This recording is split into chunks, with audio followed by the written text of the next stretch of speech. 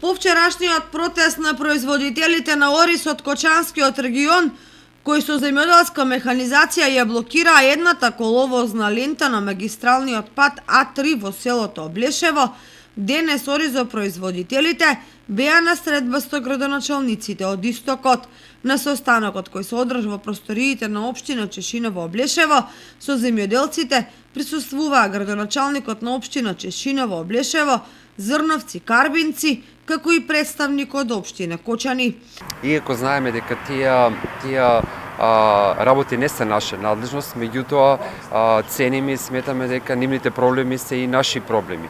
Од таа причина апелираме до ресорното министерство заедно со владата да изнедат соодветно решение за да може да излеземе во пресред заеднички на засегнатите група на граѓани. По заклучоците утврдени од одржаниот состанок можам да кажем дел од неисполнетите барања од страна на ресорното министерство, а тоа се неисполнетите субвенции, зголемување на зелената нафта што беше ветена и ред други работи.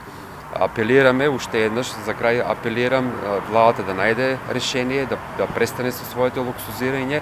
Мислам дека производителите на храна пред прагот на нова производна реколта се засегнати со реални проблеми и дури има дилема дали воопшто и да се почне со припрема за истата таа нова реколта. Оризопроизводителите и градоначалниците имаа конструктивна дебата на која беа изнесени барањата на оризопроизводителите, како повисока цена на оризовата арпа која не треба да биде пониска од 40 денари за килограм, промена на сегашниот модел на водостопанство, повисоки ваучери за зелена нафта, продолжување на рокот за 3 денари од ковид мерките, бидејќи со рок до нова година пари зеле одвај 15% од производителите на ориз, а откупена е одвај 1/5 од годинешнава реколта.